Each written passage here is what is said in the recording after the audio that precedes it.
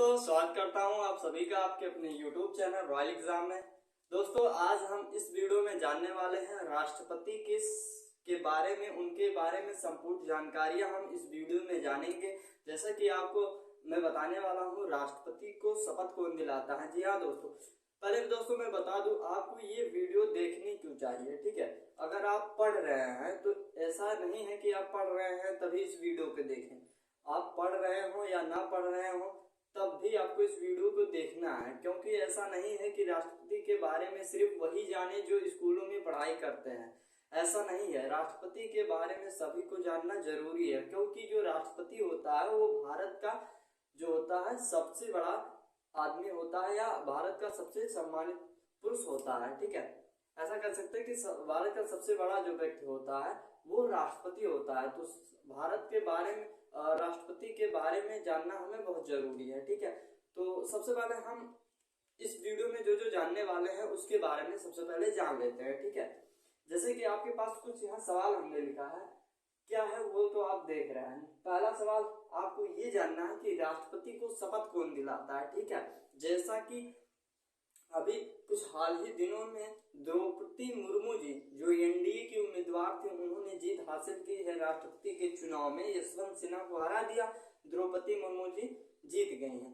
तो आज हम उन्हीं के बारे में जानने वाले हैं कि राष्ट्रपति को शपथ कौन दिलाता है। उसके बाद जानेंगे कि जो राष्ट्रपति की सैलरी होती है वो कितनी होती है। ठीक है, राष्ट्रपति को शपथ कौन दिलाता है, उसके बाद राष्ट्रपति की सैलरी कितनी होती है, उसके बाद हम जानेंगे राष्ट्रपति के मृत्यु के बाद। जी हाँ दोस्तों, अगर राष्ट्रपति की मान लीजिए मृत्यु हो जाए, ठीक है, राष्ट्रपति द्रौपदी मुर्मू जी बने, ऐसा हम कह नहीं रहे हैं, लेकिन कल्पना कीजिए कि बीच में उनकी अगर मृत्यु हो जाए तो राष्ट्रपति के पद का क्या होगा। ठीक है, वो भी हम इस वीडियो में जानेंगे। उसके बाद हम जानेंगे राष्ट्रपति का जो कार्यकाल होता है वो कितने समय का होता है, कितने सालों का होता है। ठीक है, राष्ट्रपति का कार्यकाल। उसके बाद जानेंगे राष्ट्रपति का इस्तीफा, यानी अगर राष्ट्रपति जो है, भारत की राष्ट्रपति, वो अगर अपने पद से इस्तीफा दे दें तो वो पद का क्या होगा, यानी राष्ट्रपति पद तो खाली हो जाएगा, लेकिन कब तक खाली होगा, उसका क्या होगा, उसके स्थान पे कौन रहेगा, इसके बारे में भी हम संपूर्ण जानकारी प्राप्त करेंगे। उसके बाद है राष्ट्रपति का अधिकार। जी हाँ दोस्तों, जैसे कि आपको पता है राष्ट्रपति भारत का सबसे बड़ा आदमी होता है। ठीक है, तो उसके अधिकार क्या है, ठीक है, वो राष्ट्रपति क्या क्या कर सकता है, उसके पास ताकत कितनी होती है। ठीक है, उसके बारे में भी हम जानेंगे। उसके बाद है राष्ट्रपति का चुनाव। जी हाँ दोस्तों, मेन बात तो ये है कि राष्ट्रपति का चुनाव कैसे होता है, और राष्ट्रपति का जो चुनाव है संविधान के किस अनुच्छेद में लिखित है। ठीक है, ऐसा भी पूछ लिया जा सकता है कि राष्ट्रपति का चुनाव संविधान के किस अनुच्छेद में लिखा है, यानी राष्ट्रपति का जो चुनाव होगा किस प्रोसेस द्वारा, किस प्रक्रिया द्वारा वो पूर्ण होगी, वो सब राष्ट्रपति के किस अनुच्छेद में है, उसको मैं भी बताऊंगा। उसके बाद है राष्ट्रपति की संख्या। इसका मतलब ये है दोस्तों, लास्ट में हम जानेंगे राष्ट्रपति का संख्या, यानी शुरू से लेकर अब तक कितने राष्ट्रपति जो थे भारत के रहे हैं, यानी राष्ट्रपति जो टोटल है वो कितनी, उनकी संख्या कितनी है। इससे पहले कौन था द्रौपदी मुर्मू जी से, और अब जो द्रौपदी मुर्मू जी हैं वो कौन से राष्ट्रपति, यानी कितने नंबर वाली, जैसे मान लीजिए पहले पे कोई और था, दूसरे पे कोई और था, तीसरे पे, ऐसे ये इनकी संख्या कितनी है, उसको बारे में भी हम अध्ययन करेंगे।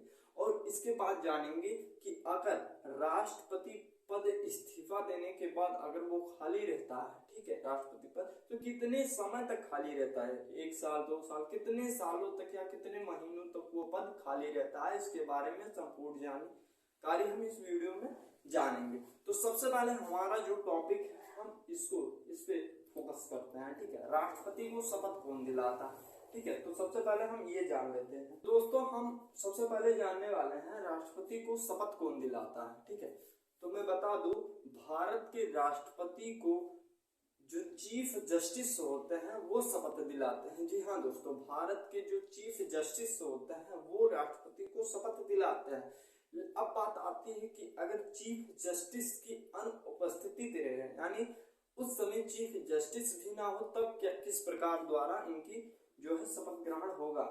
ठीक है, चीफ जस्टिस के अनुपस्थिति में सुप्रीम कोर्ट के सीनियर मोस्ट जस्टिस जो है राष्ट्रपति की शपथ दिलाते हैं। ठीक है, अब हमारा जो दूसरा सवाल है राष्ट्रपति की सैलरी कितनी होती है। ठीक है, जो राष्ट्रपति की सैलरी होती है वो दोस्तों होती है 5 लाख महीना।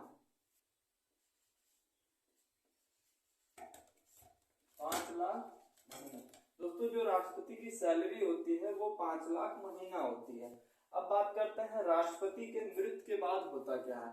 तो दोस्तों मैं बता दूं, जब राष्ट्रपति की शपथ ग्रहण होती है तो उसी समय उपराष्ट्रपति की भी शपथ ग्रहण होती है। ठीक है, जैसे किसी राज्य का मान लीजिए उत्तर प्रदेश के जो मुख्यमंत्री हैं योगी आदित्यनाथ हैं, तो उसके जो उपराष्ट्रपति हैं वो मौर्य जी हैं। ठीक है दोस्तों, हमने आपको बताया कि जैसे उत्तर प्रदेश के जो मुख्यमंत्री हैं योगी आदित्यनाथ जी हैं, तो उसी समय उपराष्ट्रपति का भी शपथ ग्रहण हो जाता है, जैसे कि मौर्य जी हैं। ठीक है, मौर्य जी हैं, तो उसी प्रकार राष्ट्रपति का जब शपथ ग्रहण होता है तो उसी समय उपराष्ट्रपति का भी होता है। ठीक है, उपराष्ट्रपति का भी होता है।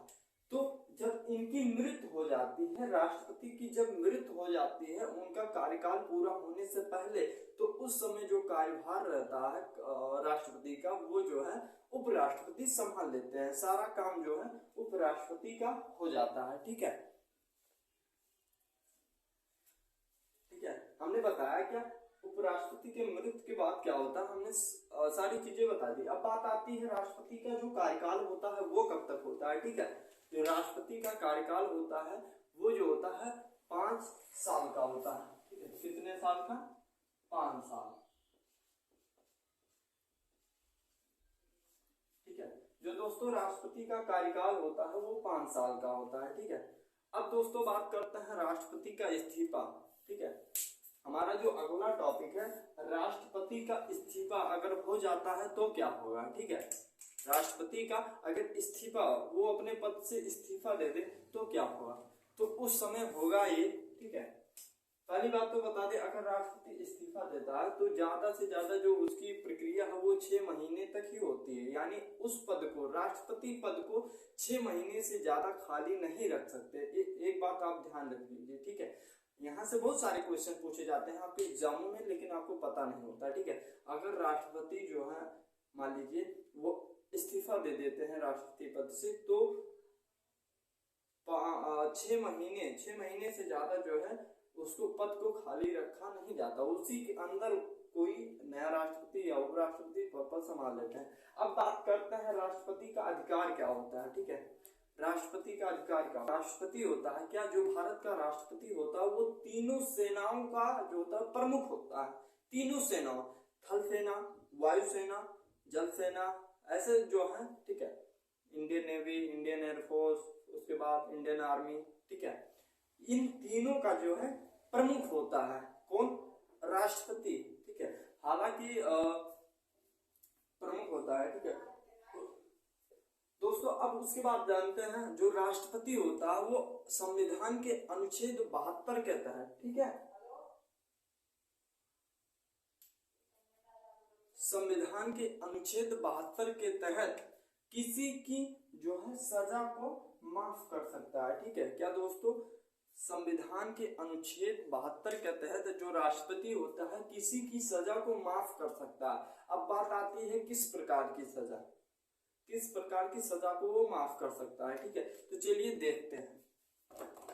साथ ही दोस्तों, किस प्रकार की सजा राष्ट्रपति माफ कर सकता है, अगर उसे कोर्ट द्वारा किसी भी प्रकार की सजा हुई हो तो भी राष्ट्रपति उस पे हस्तक्षेप करके कुछ सजा को रुकवा सकता है या कम करवा सकता है। उम्र कैद हुई है तो उसकी सजा को थोड़ा हल्का माफ कर सकता है, अगर फांसी की सजा भी हुई है तो उसको।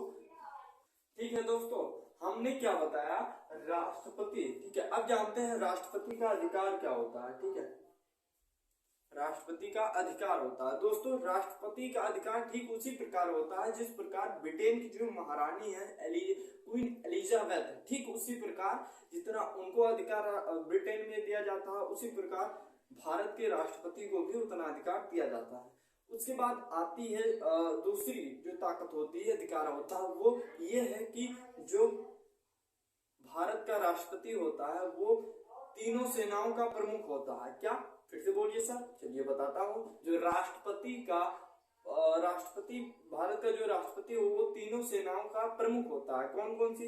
Indian navy, Indian air force, Indian army, Indian navy, Indian air force, Indian army, तीनों का जो है प्रमुख होता है। ठीक है, ये दूसरा सबसे बड़ा अधिकार है। ठीक है, उसके बाद दोस्तों राष्ट्रपति जो है अनुच्छेद 72 के तहत, ठीक है, राष्ट्रपति अनुच्छेद 72 के तहत किसी की भी सजा को जो है कम करा सकता है। अनुच्छेद 72 के तहत किसी की भी सजा को माफ कर सकता है। ठीक है, अगर उसे आजीवन कारावास हुआ है तो उसकी सजा को भी कम कराया जा सकता है, या उसे जो है उम्र कैद की सजा भी हुई है तो उसकी भी सजा को कम कराया माफ किया जा सकता है। अगर उसे फांसी की सजा हुई है तो भी राष्ट्रपति द्वारा उसकी सजा में कुछ जो है छूट या कह सकते हैं कमी कराया जा सकता है। ठीक है, ये राष्ट्रपति के अधिकार होते हैं। ठीक है, सजा के अगर उसे कोर्ट द्वारा किसी प्रकार की सजा हुई है तो राष्ट्रपति द्वारा उसे कम कराया जा सकता है। उसके बाद दोस्तों आती है जो तीसरी होती है उनके अधिकार।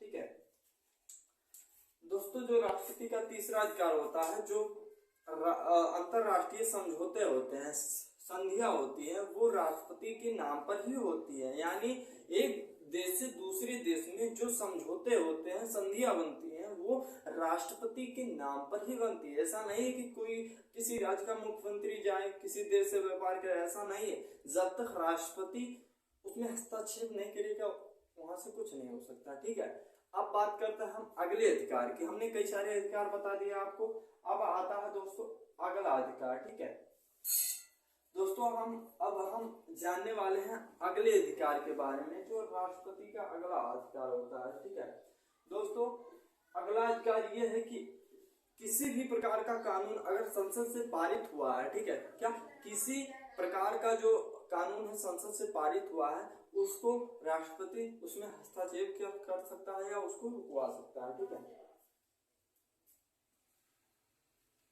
ठीक है, अब दोस्तों हमारा जो लास्ट टॉपिक है, ठीक है, ये कि राष्ट्रपति को कौन कौन सी सुविधाएं मिलती है। ठीक है, तो दोस्तों राष्ट्रपति को हमने बताया कि 5 लाख मंथली सैलरी है और उसके द्वारा साल भर का जो है जीवन भर का उनके जो क्या कर सकते हैं, स्वास्थ्य का जो है सभी खर्चा सरकार द्वारा उठाया जा सकता है, वाहन की सुविधा होती है और तमाम प्रकार की उन्हें सुविधाएं दी जा सकती हैं। ठीक है, तो दोस्तों और हमारा जो लास्ट में हमने लिखा था कि भारत की राष्ट्रपति की संख्या जो है वो अब 15 हो गई है। 14वें जो थे रामनाथ कोविंद थे और 15वें द्रौपदी मुर्मू जी हो गई हैं। ठीक है, तो हमारा वीडियो अब बात आती है कि पहले कौन थे। जो 15वें द्रौपदी मुर्मू जी हैं, ठीक है, द्रौपदी जो मुर्मू जी हैं वो 15वें राष्ट्रपति हैं। 14वें जो थे रामनाथ कोविंद थे। ठीक है, और हमारा एक आपसे सवाल है कि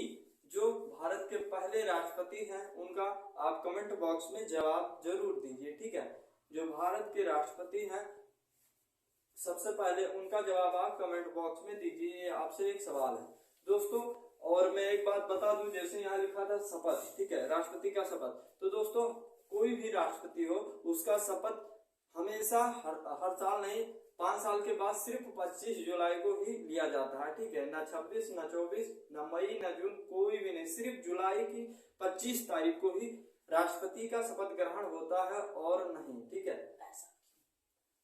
ऐसा क्यों होता है? ठीक है, इसके बारे में भी अगर आपको आता हो तो कमेंट बॉक्स में दीजिए, नहीं हम आपके घर आके जरूर बताएंगे। ठीक है, और दोस्तों आप जो है आप सबकी वीडियो जो है सभी क्लासेस की आते रहेगी। ठीक है, चाहे वो 9th का हो, 10th का हो, 11th हो या 12th का, सभी प्रकार की वीडियो आती रहेगी। ठीक है, और आपको अच्छे से पढ़ाई करना है। ठीक है, चाहे आप किसी भी क्लास में हो, एकदम जो है रोना है आपको, इस प्रकार पढ़ना है कि रो देना है। ठीक है, ठीक उसी प्रकार जैसे दोस्तों एक छोटी सी जो प्याज होती है वो बिना रुलाए कटती नहीं, तो जिंदगी सारी बिना रुलाए कैसे कटेगी। ठीक है, जो छोटा सा प्याज होता है उसको काटो तो आपके आंखों से आंसू आ जाता है, वो इतना छोटा है जो आपको रुला देता है। तो आपको जिंदगी कितनी बड़ी बितानी है वो आप समझ सकते हैं, तो आपको रोना तो पड़ेगा ही। ठीक है, तो मिलते हैं अगली वीडियो में। अगर वीडियो अच्छा लगे तो वीडियो को लाइक करना, चैनल को सब्सक्राइब करना और बेल आइकन को भी दबा देना, ताकि हम आपके लिए ऐसे ही वीडियो लाते रहें। ठीक है, जय हिंद।